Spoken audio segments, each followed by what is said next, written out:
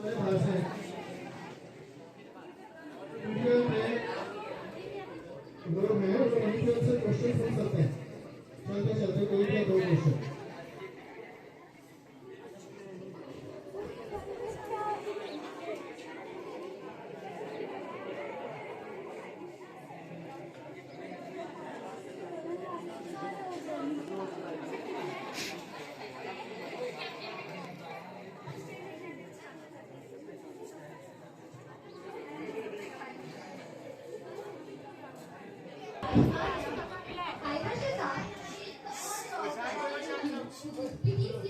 Declaration of our nation, most powerful democratic platform, the Youth Parliament.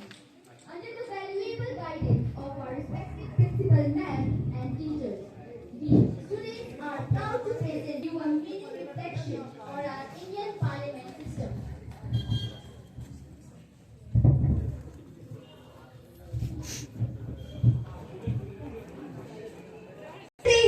आज का दिन बेहद खास है क्योंकि आज हम सब यहाँ एक ऐसे आयोजन के लिए एकत्रित हुए हैं जो हमारे लोकतंत्र को आत्मा को जीवित करता है। This youth parliament is not the performance but a vibrant platform to express our ideas, understand government and the experience of real working of Indian parliament. यह मंच हमें नागरिक जिम्मेदारियों का एक एहसास कराता है। यहाँ हम न सिर्फ एक संसद की और सामाजिक मुद्दों पर जागरूकता जैसे मूल्य को भी समझते हैं। So before we formally begin, let's take a moment to remind ourselves that democracy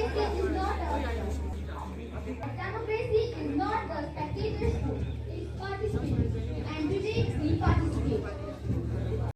आज हम संसद के माध्यम से दिए गए हम सभी भारत के जागरूक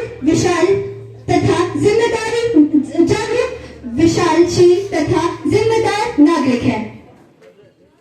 In this period, let us now begin the proceedings of Youth Parliament 2025.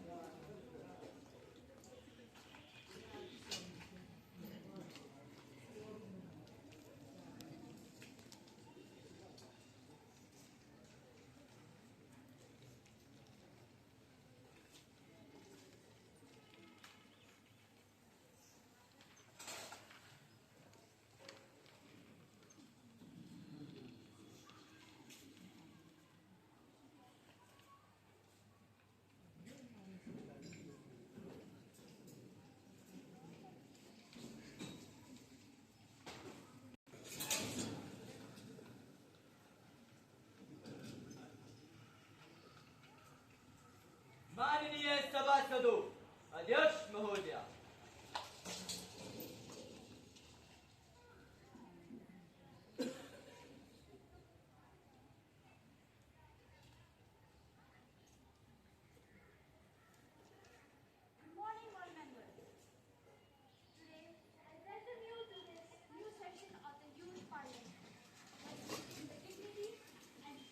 of the House. Now, the House proceedings will start. Firstly, new members will take oath. Secretary General, please. Miss Kangana, जो कि हिमाचल प्रदेश के मंडी संसदीय क्षेत्र से निर्वाचित हुई है, अब शपथ ग्रहण करेंगी।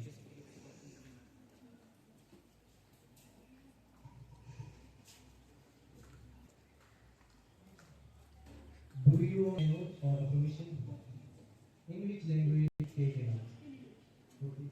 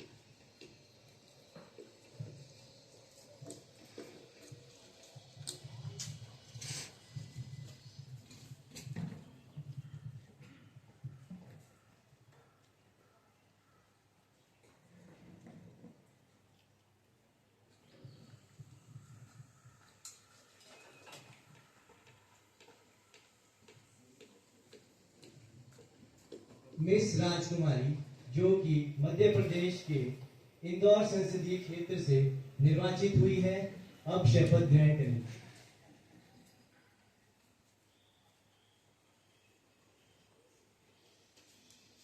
Do you want to take an oath or affirmation? In which language do you want to take an oath? Okay.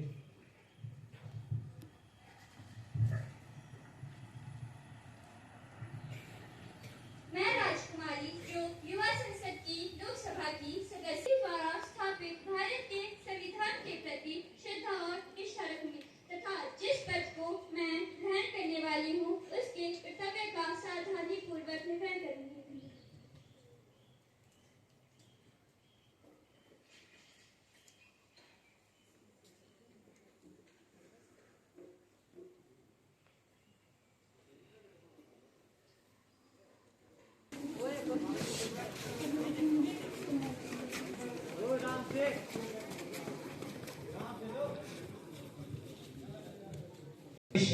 जो शाहबाद संसदीय क्षेत्र से निर्वाचित हुई है, अब शपथ ग्रहण करेगी।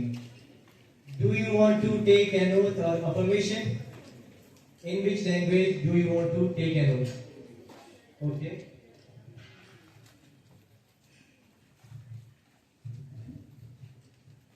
अहं लता मिश्रा या लोकसभा सदस्यत्वेन निर्वाचिता अस्मि। ईश्वरस्य नाम्ना शपथे यत् अहं विधिना स्थापित भारतस्य संविधान प्रति सत्यं श्रद्धा निष्ठा च धारयिष्ये तथा भारतस्य प्रभुता अखण्डता च अक्षुण्ण रक्षयामि तथा यत् पदं गृहीतुम् अहम् उद्यत अस्मि तस्य कर्तव्यानि श्रद्धापूर्वक निर्वक्ष्यामि।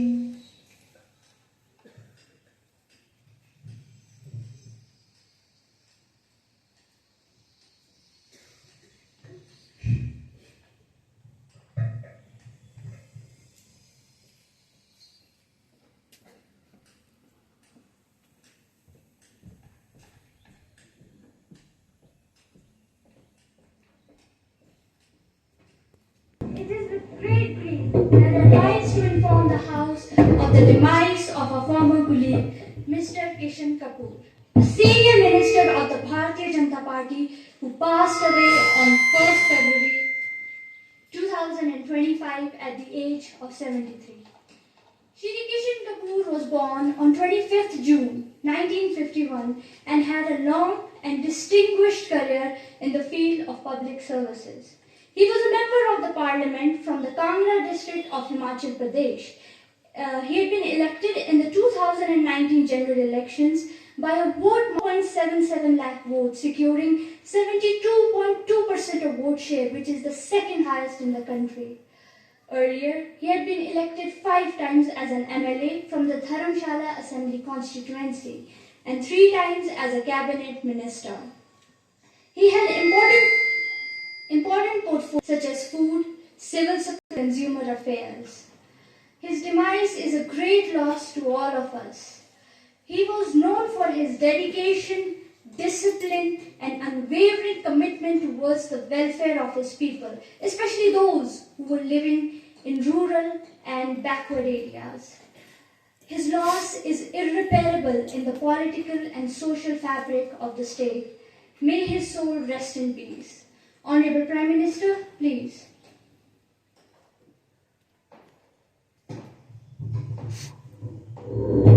अध्यक्ष महोदय, श्री किशन जी का जाना एक अपूर्णीय क्षति है। मैं उनके निधन पर हार्दिक संवेदना व्यक्त करती हूँ। He was just not a leader, but a graceful worker, whose political journey reflected tireless commitment and simplicity. From being a 5-time MLA from Dharamshala to holding key portfolios in Himachal Pradesh to becoming a member of parliament from Kangra, Shri Kapoor ji never distanced himself from the common man. 2019 में उन्होंने record जीत हासिल की, जिसमें उन्होंने 70% वोटों से जीत हासिल की। यह केवल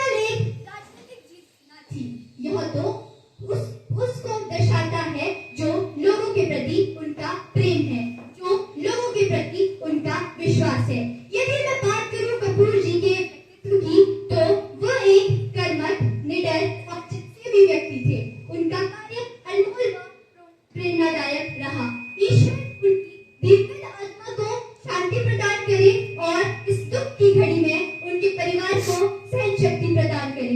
Om Shanti. Leader of opposition, please.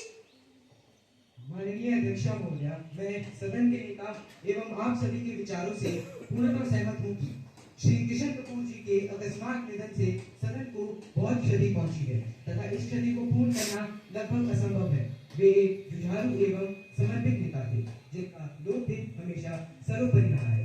हालांकि हमारी विचारधाराएं भिन्न थी, फिर भी श्री किशन कपूर जी की अटल प्रतिबद्धता और सादगी के प्रति मेरा गहरा सम्मान था।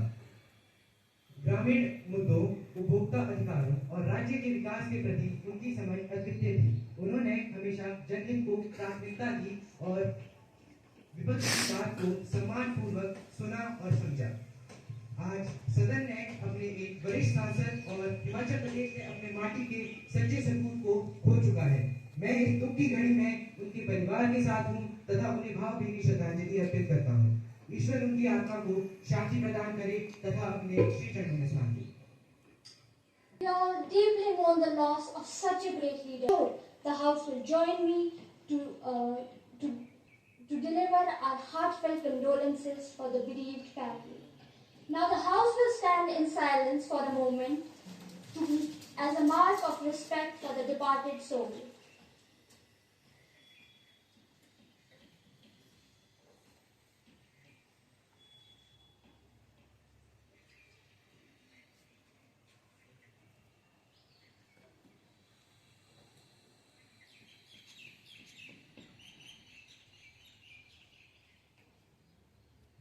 Honorable members, please be seated. The Secretary General will convey the message of the condolence to the family. There are some new members in the cabinet.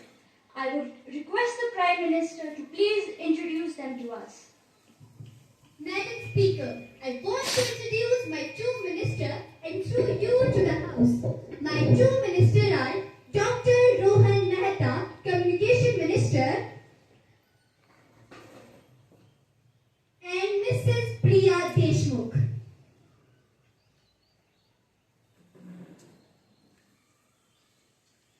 Now the question hour will begin. Question number 101, Shri Lalit. धन्यवाद अध्यक्ष महोदय।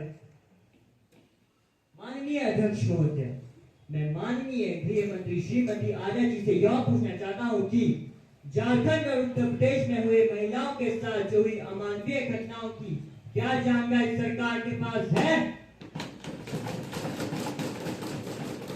गृह मंत्री जी ध्यान से सुनिए। झारखंड और उत्तर प्रदेश में हुए महिलाओं के साथ हुई जो अमानवीय घटनाओं की क्या जानकारी सरकार के पास है? क्या इन घटनाओं के मद्देनजर सरकार ने महिलाओं की सुरक्षा सुनिश्चित करने हेतु सरकार ने कोई ठोस कदम उठाया है? गृह मंत्री जी, यदि हाँ तो कृपया करके उसका विवरण दें। माननीय गृह मंत्री कृपया उत्तर दें।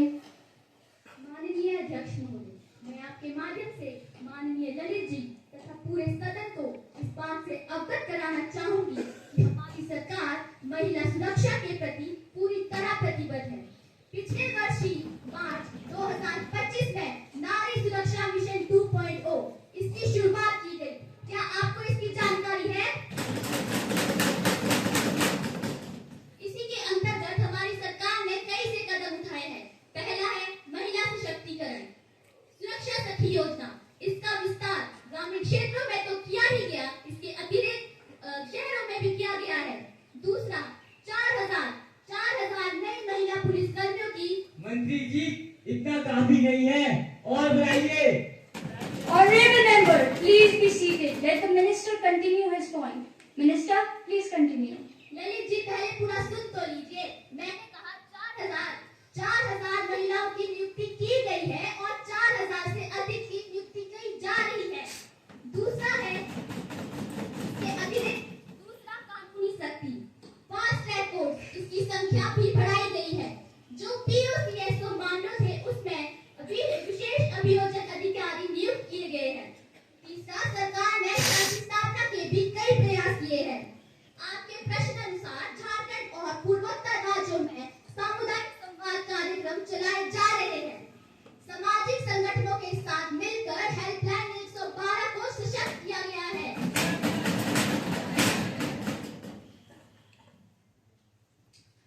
Any supplementary questions? Yes, Miss Natasha.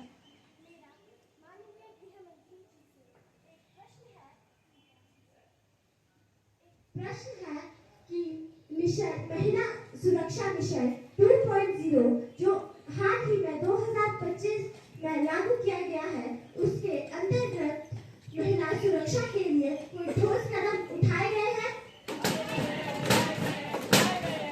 क्या महिला और महिला सुरक्षा योजना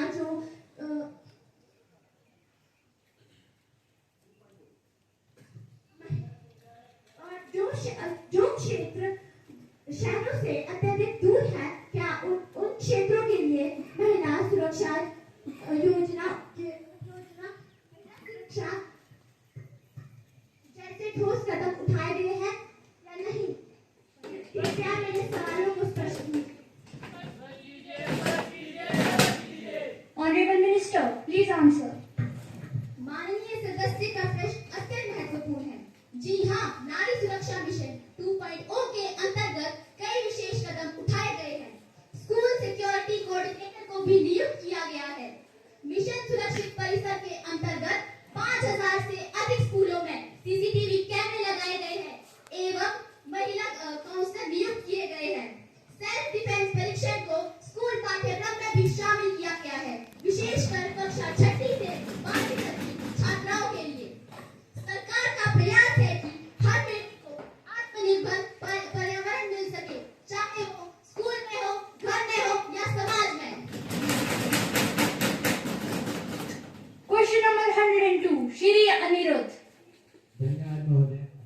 अध्यक्ष महोदय, मैं आपके माध्यम से माननीय कृषि मंत्री से पूछना चाहता हूं कि क्या यह सत्य है कि देश में भारी मात्रा में तुर्की, ईरान और अफगानिस्तान से सेब आयात किए जा रहे हैं, जिससे हिमाचल प्रदेश, जम्मू कश्मीर और उत्तराखंड के सेब उत्पादकों को भारी नुकसान हो रहा है?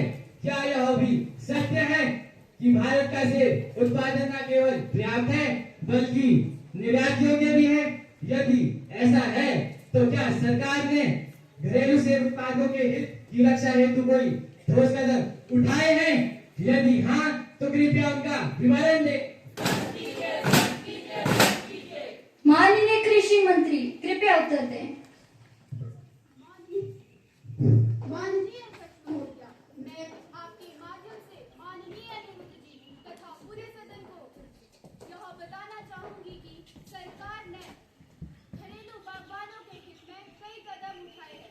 अनिरुद्ध जी, यह सत्य है कि भारत देश में सेब आयात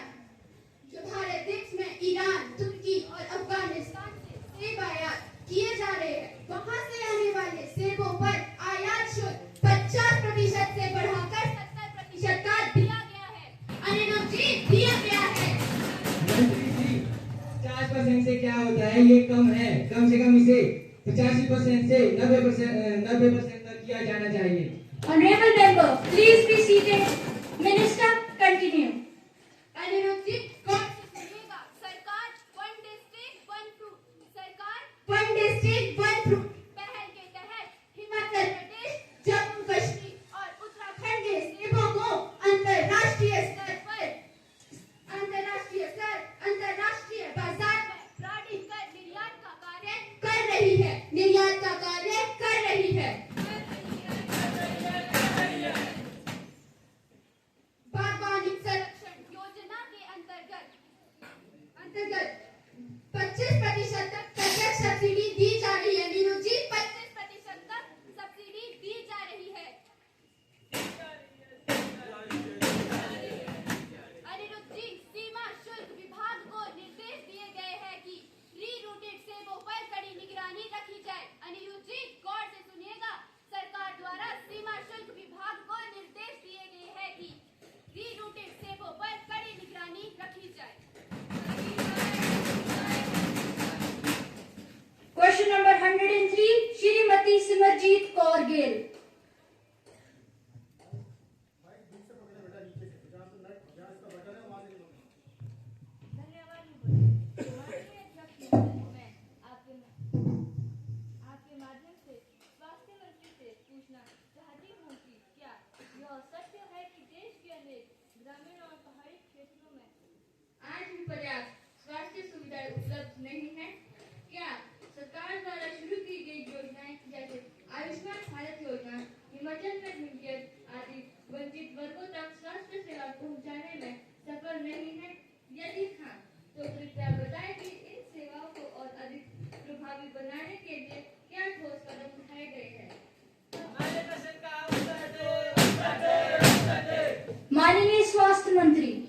उत्तर दें। माननीय अध्यक्ष महोदय, मैं आपके माध्यम से पूरे संसद को यह बताना चाहती हूँ कि सरकार का उद्देश्य है कि हर नागरिक को समान और सुलभ स्वास्थ्य सेवा मिले, विशेषकर ग्रामीण और दुर्गम क्षेत्रों में। इनमें जो प्रयास किए गए हैं वे हैं आयुष्मान भारत योजना। आयुष्मान भारत योजना के अंतर्गत अब तक 60 करोड़ से अधिक लाभार्थियों के 5 लाख रुपए तक की निःशुल्क स्वास्थ्य सेवा दी जा चुकी है। हिमकेयर योजना के माध्यम से हिमाचल प्रदेश में लगभग हर परिवार को कैशलेस इलाज की सुविधा भी दी जा चुकी है। स्वास्थ्य इंफ्रास्ट्रक्चर को मजबूत करने हेतु प्रत्येक राज्य में आपने कहा कि ग्रामीण क्षेत्रों में रहने वाले नागरिकों को सुलभ सुविधाएं दी जा रही है। आपने ज्ञात होगा कि भारत की लगभग 69% जनसंख्या गांव में रह रही है। क्या इन्हें आपके आयुष्मान योजना में तहत 5 लाख रुपए की निःशुल्क स्वास्थ्य सुविधा दी जा रही है? हिमकेयर योजना के तहत क्या सभी हिमाचल में ग्रामीण वासियों को निःशुल्क सेवाएं दी जा रही है? बात बनाने के कुछ नहीं होगा मंत्री जी, इन पर अमल भी करना होगा। Honorable Bengal, please be seated. Let the minister complete his point. Minister, continue. स्वास्थ्य इंफ्रास्ट्रक्चर को मजबूत करने हेतु हर राज्यों में digital health mission, telemedicine network और आदि की शुरुआत भी की गई है। 2025 तक सभी जिलों में बहुविज्ञापन अस्पताल और उप केंद्र स्थापित करने की योजना भी बनाई गई है। Question number 104, Shri Manoj Dasani. धन्यवाद महोदय। अध्यक्ष महोदय, मैं आपके माध्यम से माननीय वित्त मंत्री से पूछना चाहता हूँ कि क्या सरकार इस बात से अवगत है कि डॉलर के मुकाबले रुपया 37.25 तक पहुँच गया है? इसके क्या मुख्य कारण है? क्या सरकार इस पर काबू पाने के लिए कोई कार्य कर रही है? कृपया स्पष्ट कीजिए। Honorable Minister, please answer.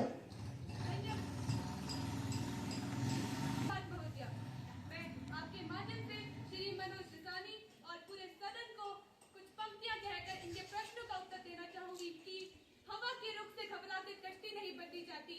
जनाब, हवा के रुख से घबराते कश्ती नहीं बदली जाती।